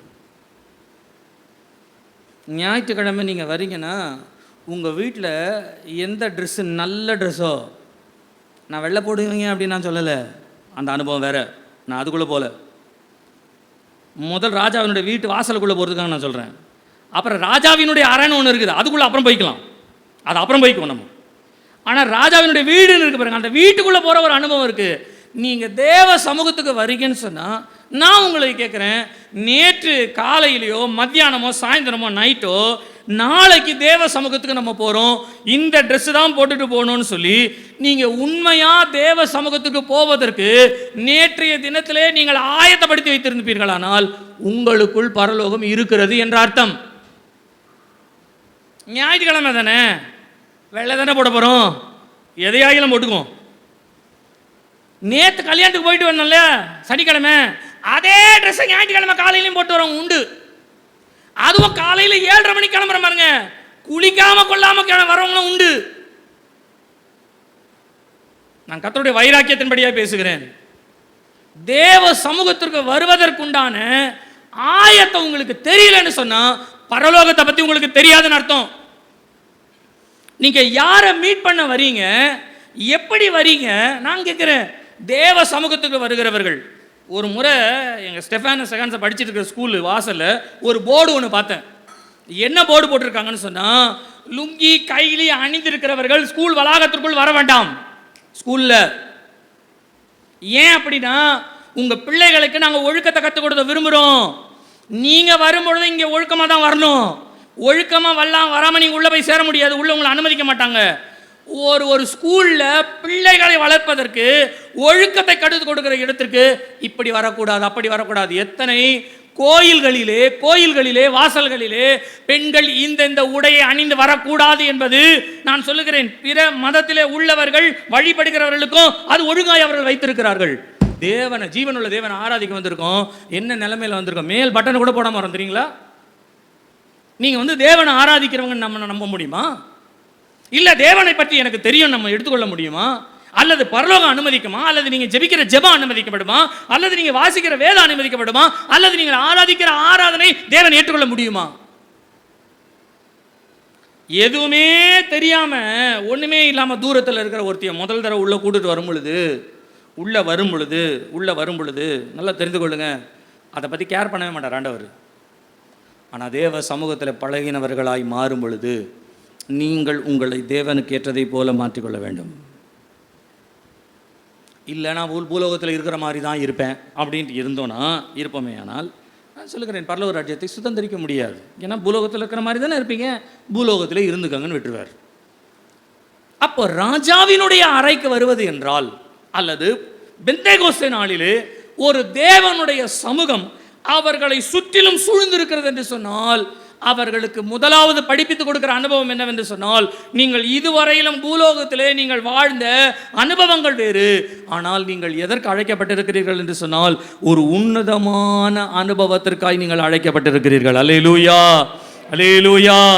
ஒரு ராஜாவினுடைய சமூகத்திலே ராஜாவோடு கூட இருக்கத்தக்கதாய், ராஜாவோடு கூட காணப்படத்தக்கதாய், நீங்கள் ராஜாவுக்கு உரியவர்கள் என்று நீங்கள் அடையாளப்படுத்தப்படும்படியாய் உங்களுக்கு ஒரு அனுபவம் ஆரம்பிக்கிறது, ஒரு அனுபவம் கொடுக்கிறது. கவனிங்க, நம்ம வேலைக்கு போகும்பொழுது வேலைக்கு ஏற்ற மாதிரி தான் நம்ம இருப்போம், யூனிஃபார்ம் அதற்கு ஏற்ற மாதிரி தான் இருப்போம். வீட்டில் இருக்கும்போது வீட்டில் இருக்கிறதுக்கு ஏற்ற மாதிரி தான் இருப்போம். கடைக்கு போகும்பொழுது கடைக்கு ஏற்ற மாதிரி தான் இருப்போம். பக்கத்தில் இருக்கிற காய்கறி கடைக்கு போகும்பொழுது நைட்டி போட்டுட்டு ஒரு ஷாலை போட்டுட்டு போய் காய்கறி வாங்கிடுவோம். அதே மாதிரி நைட்டியை போட்டுட்டு ஒரு ஷாலை போட்டு ரீஜனில் போய் ட்ரெஸ் எடுப்பீங்களா? நீங்கள் ட்ரெஸ் எடுப்பீங்களா? ஆமாம் இல்லை ஏதாவது ஒன்று சொல்லுங்கள். என்னைய கோபமாக பார்க்காதீங்க, எனக்கு தான் கோபம் வரணும், உங்களுக்கு வரக்கூடாது. நைட்டியை போட்டுட்டு இந்த டவல் ஒன்று இருக்குது பாருங்கள், நம்ம வீட்டில் நாராக இருக்கும் அந்த டவலும், பார்க்குறதுக்கே அது கலரே போயிடும். அந்த மாதிரி டவல் வச்சுக்கோங்களேன், அதுதானே நமக்கு கிடைக்கும். நல்ல டவலாம் பிள்ளைங்க எடுத்துக்கும்ல, அந்த டவலை போட்டுட்டு வாங்க நம்ம ரீஜெண்ட்டுக்கு போவோம் அப்படின்னு போங்களேன். போவீங்களா? அப்போ ரீஜெண்ட்டு போனால் அங்கே எப்படி யார் வருவாங்களோ அதுக்கேற்ற மாதிரி சரி ஓகே, ரீஜெண்ட்டுக்கு ட்ரெஸ்ஸை போட்டுட்டு ஒரு ட்ரெஸ்ஸை அணிஞ்சிட்டு நம்ம போகிறோம் இருக்கும்.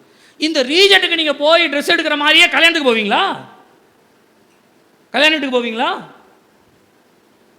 அப்போ பூலோகத்தில் எந்தெந்த இடத்துல எப்படி இருக்கணும், அப்போதான் நமக்கு மதிப்பு மரியாதைன்னு உங்களுக்கு தெரிகிற மாதிரி நான் சொல்லுகிறேன், பரலோக தேவன் உங்களுக்கு உங்களுடைய உன்னத அனுபவம் என்ன, உங்களுடைய உன்னத அழைப்பு என்னன்னு கற்றுக் கொடுக்கறதுக்கு தம்முடைய சமூகத்தை நமக்கு கொடுக்கிற அந்த தேவ சமூகத்தினுடைய சூழல் தான் பெந்தேகோஸ்தே அனுபவம். அல்லேலூயா. நீங்களும் நானும் ராஜாவினுடைய சமூகத்திற்கு வருகிறோம். அப்படியானால் அந்த ராஜ சமூகத்திற்கு வருகின்ற பழக்கம் எப்படி மாறுமோ, இந்த மாற்றம் தான் பரலோகத்தை சுதந்திரித்து கொள்ளும்படியாய் நம்மை மாற்றும். ஃபர்ஸ்ட் டைம் உள்ளே போகும் பொழுது கவனிக்கணும், செகண்ட் டைம் அதே வீட்டுக்கு ராஜா கூட்டுட்டு போகிறாருன்னு வச்சுக்கோங்களேன், அவள் என்ன பண்ணிடுவா தெரியுங்களா? கொஞ்சம் இருங்க, நான் வீட்டுக்கு போய் குளிச்சு கொஞ்சம் ட்ரெஸ்ஸை மாற்றிட்டு வரேன், வந்திருப்பாளா வந்திருக்க மாட்டாளா? அப்போ சூழ்நிலை மாறுதா இல்லையா? பரலோகத்தினுடைய சூழ்நிலையை நாம் கவனிக்க வேண்டும். 127 நாடுகளுக்கு எஸ்தர் ராஜாத்தி என்று சொல்லப்படுகிறது. 127 நாடுகளுக்கு ராஜாத்தி. இந்த எஸ்தருக்கு 2 விதத்தில் நான் உங்களுக்கு சொல்கிறேன், நல்லா கவனிங்க. நான் உங்களுக்கு ஃபஸ்ட்டு ஸ்டெப் சொல்லிட்டேன், 2வது ஸ்டெப் சொல்கிறேன் கேளுங்க. எஸ்தருக்கு 2 விதமான மேன்மை இருக்குது.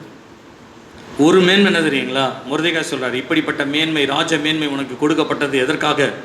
ஜனங்களை காப்பாற்றுவதற்கு. அப்படின்னா ராஜாத்தின்ற ஒரு போஸ்டிங், குயின், ராணி அப்படின்ற ஒரு போஸ்டிங் எதுக்காக வந்ததுன்னு சொன்னால், உன் மூலமாய் உன் ஜனத்திற்கு நன்மை நடக்கும்படியாய். சரிங்களா? ஆனால் எஸ்தருக்கு அதை காட்டிலும் ஒரு மேன்மையானதுக்கு என்ன தெரியுங்களா? ராஜா சமூகத்திலே போய் நின்று ராஜாவை அழைக்கும் பொழுது ராஜா அவளுடைய வீட்டிற்கு வருகிற ஒரு அனுபவம்.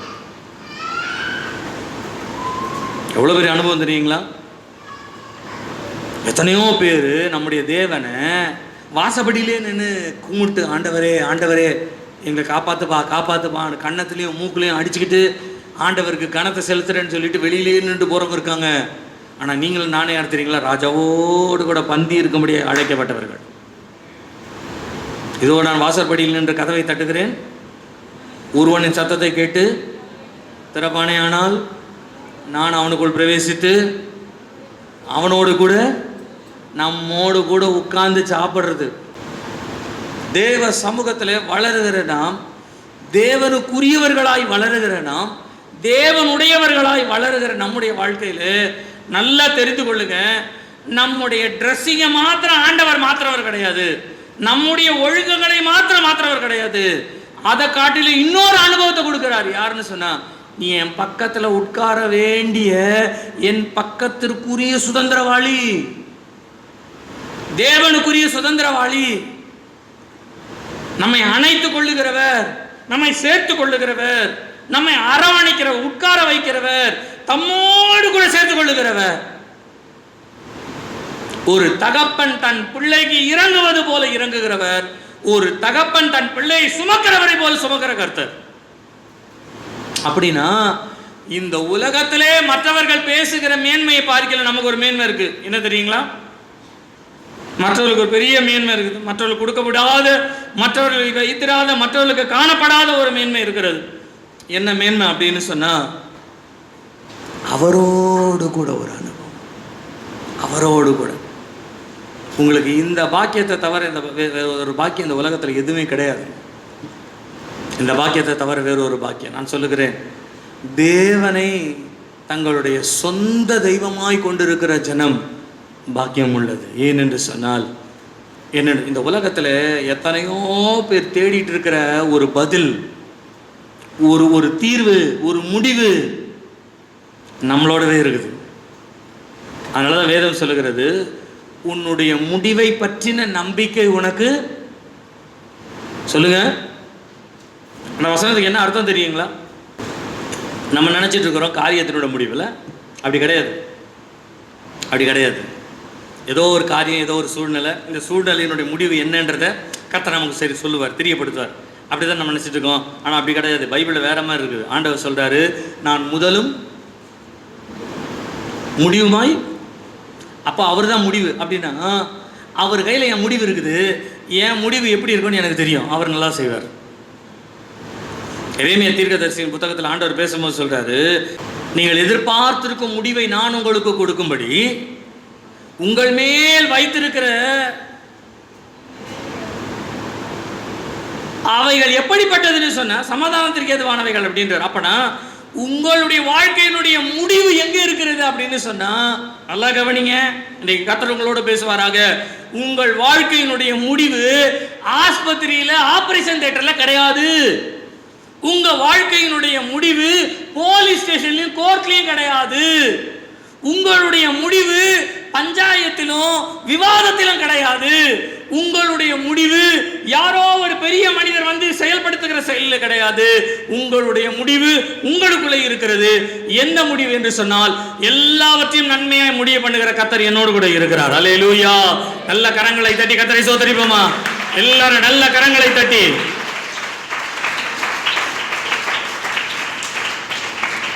கர்த்தருடைய நாமம் மகிமைப்படுவதாக. இந்த பரலோகத்தினுடைய சூழ்நிலையை தங்களுடைய வாழ்க்கையிலே பெற்றுக்கொண்டவர்கள் என்று சொல்லும் பொழுது, நான் எளிமையாய் நிறைய விவரம் சொன்னதுனால நான் எளிமையாய் சில காரியங்களை சொல்லி நான் முடிக்கிறேன், எளிமையாய் புரிந்து கொள்வது.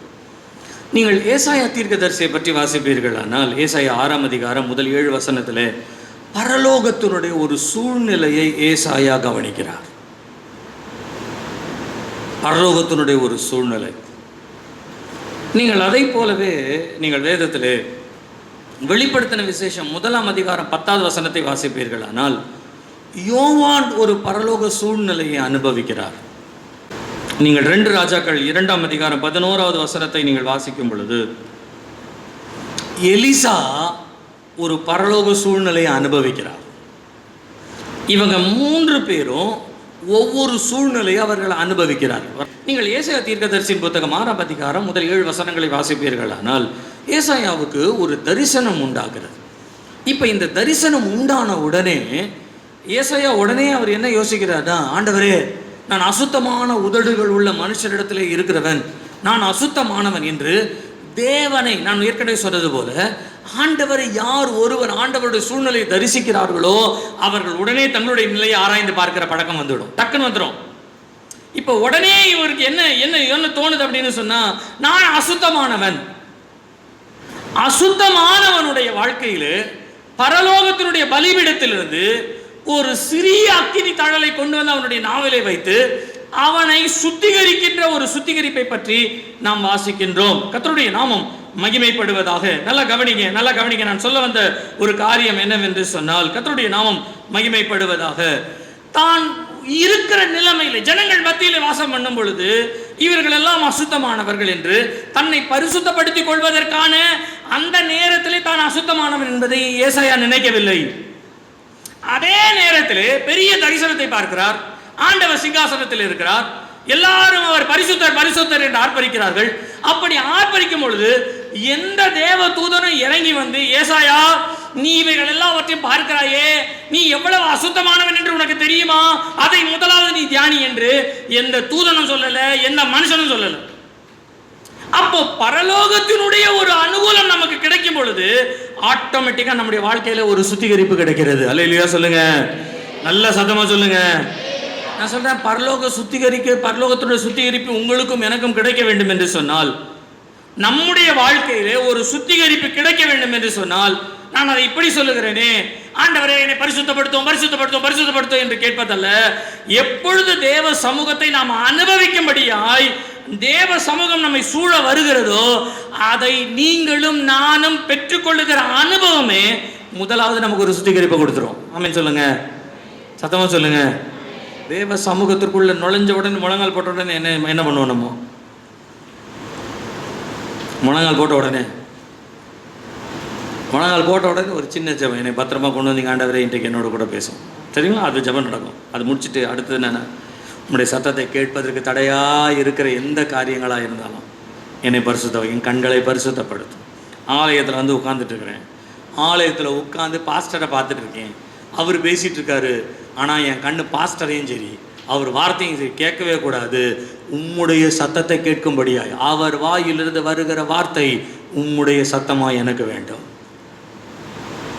அவர் முகத்தை நான் பார்க்கும் பொழுது பரலோகத்திலிருந்து தேவன் என்னோடு பேசுகிற ஒரு தரிசனத்தோடு நான் கேட்க வேண்டும். ஜெபம் பண்ணி பாருங்க, மாறும்.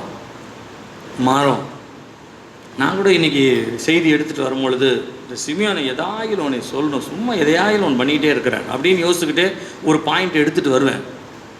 ஆனால் சிமியோன் வந்து ஜெபம் பண்ணுவார், ஆண்டவரே இன்றைக்கு நீர் என்னோடு கூட பேசும். அப்படின்னா என்ன அர்த்தம்? பிலிப் தேவகுமார் பேச வேண்டியதை ஆண்டவர் தடுப்பார்னு அர்த்தம்.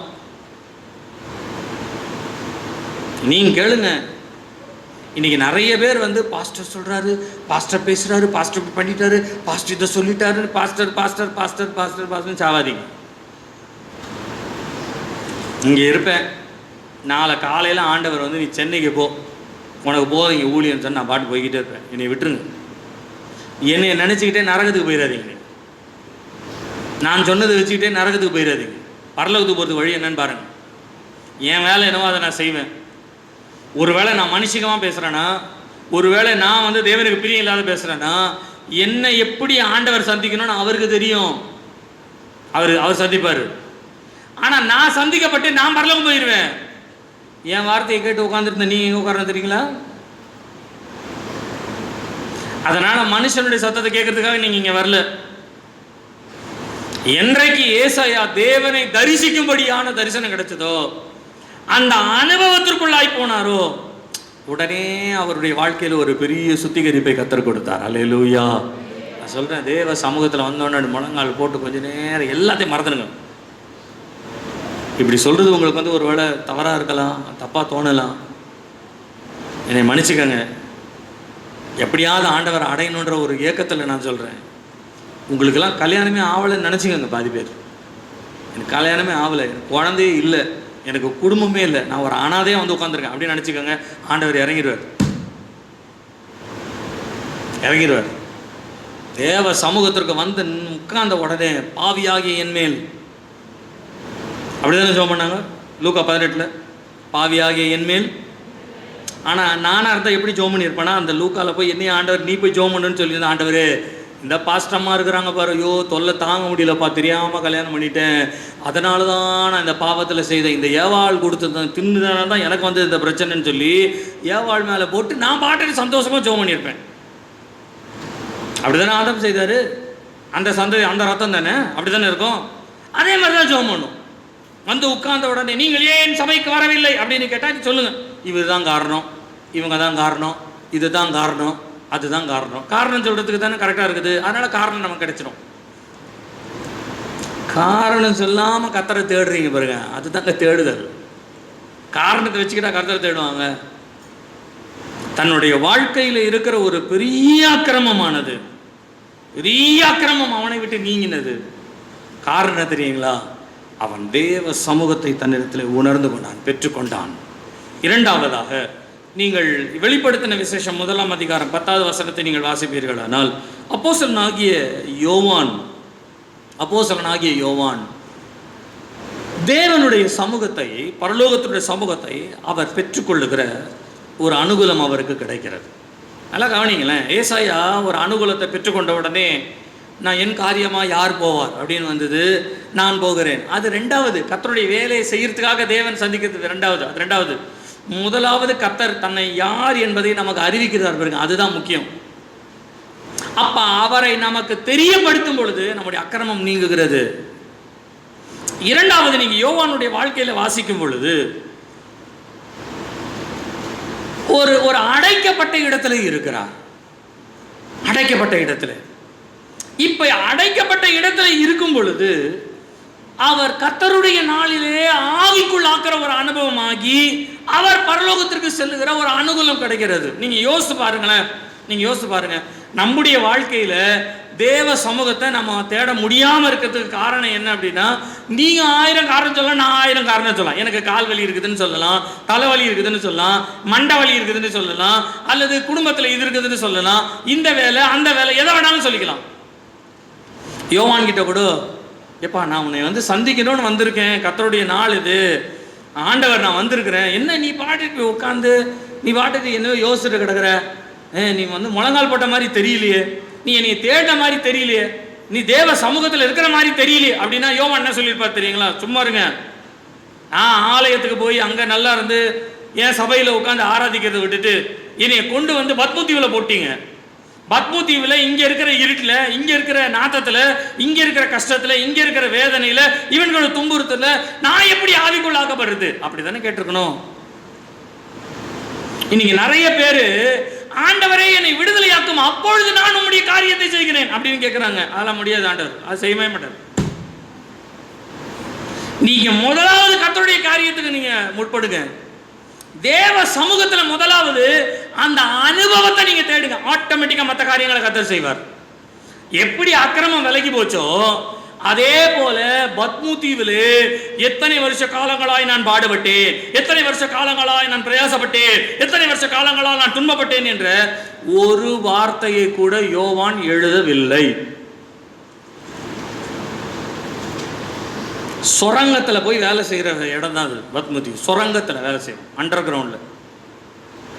கஷ்டம், கடினம், வேர்வை, எந்த ஒரு சௌகரியமும் இல்லாமல் கொடுக்கறத சாப்பிட்டுட்டு வாழ்ந்து இப்படி மோசமான ஒரு வாழ்க்கையில் வாழ வேண்டிய யோவான் தான் எந்த மோசம். நீங்கள் வெளிப்படுத்தின விசேஷத்தை வாசிக்கிறீங்கல்ல, மொத்தம் எத்தனை வசனம் இருக்குது வெளிப்படுத்தின விசேஷத்தில்? எனக்கு தெரிஞ்சு 404 வசனம் இருக்குது. இந்த 404 வசனத்தில் எந்த இடத்துலையுமே யோவான் பத்மு தீவில் தான் எப்படி கஷ்டப்பட்டேன் என்பதை பற்றி ஒரு வார்த்தை கூட அவர் எழுதவே இல்லை.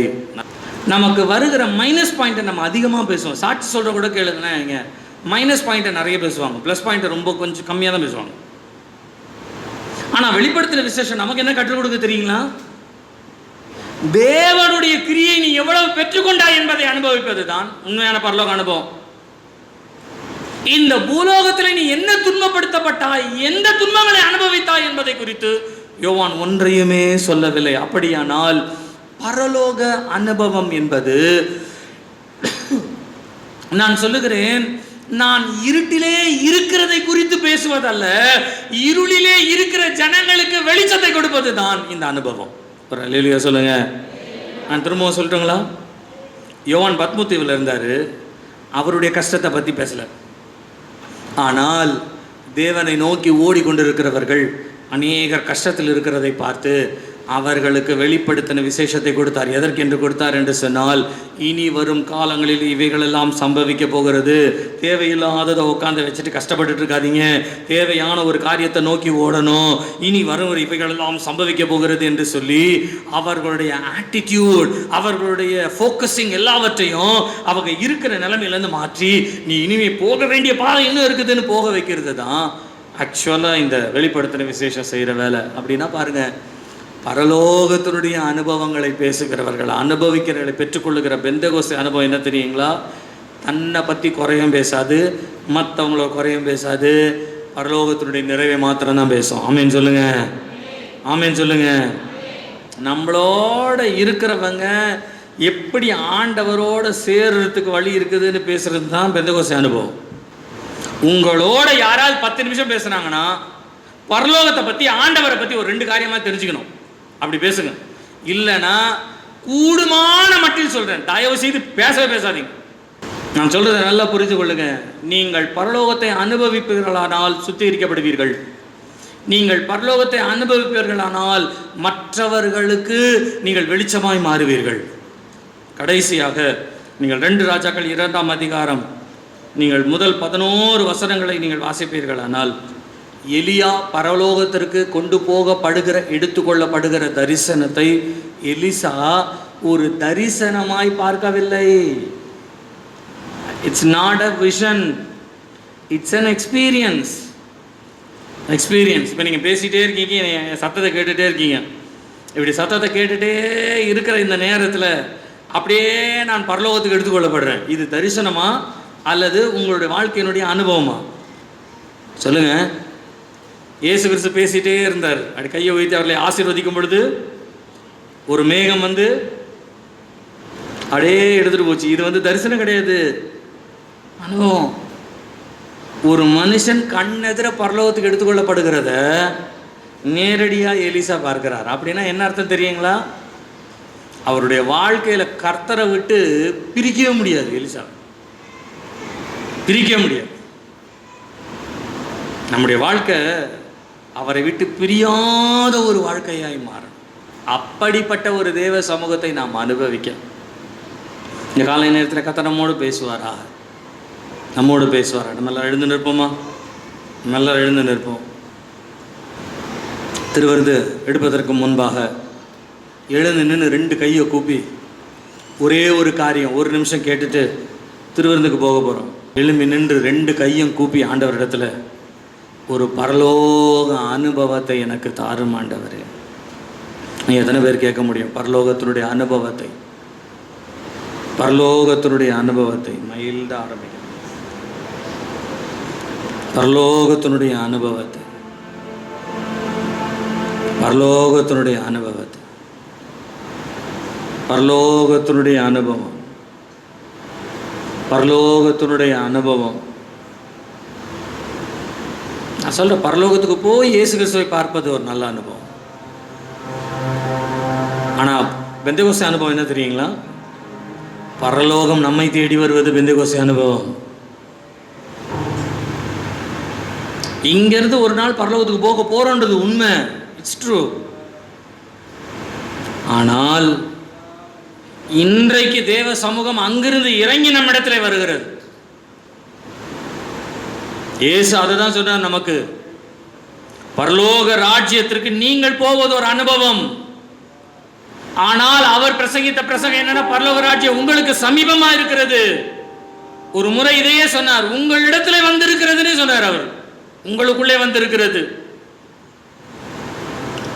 அந்த பரலோகத்தினுடைய அனுபவத்தை நாம் பெற்றுக்கொள்ளத்தக்கதாய், அந்த பரலோகத்தினுடைய முகத்தை நான் பார்க்கத்தக்கதாய், அந்த தேவ சமூகத்தை நான் அனுபவிக்கத்தக்கதாய் நான் சுத்திகரிக்கப்படுகிற ஒரு வாழ்க்கை, இருளில் உள்ள ஜனங்களுக்கு நான் வெளிச்சமாய் மாறுகிற ஒரு வாழ்க்கை, யாரும் கண்டிராத ஒரு தேவனுக்குரிய ஒரு வழியை நான் பெற்றுக்கொள்ளுகிற ஒரு வாழ்க்கை. அது அந்த பரலோகத்தினுடைய நித்தியத்திற்குரிய வாழ்க்கையை கர்த்தர் கொடுக்கும்படியாய், தேவன் நமக்கு கொடுக்கும்படியாய், அவருடைய சமூகத்தில் அவரை நோக்கி ஹல்லேலூயா ஹல்லேலூயா ஹல்லேலூயா. என்னை பின்பற்றி வா. You follow me. என்னை பின்பற்றி. You follow me. ஜெபத்தை கேட்கும் எங்கள் தேவா.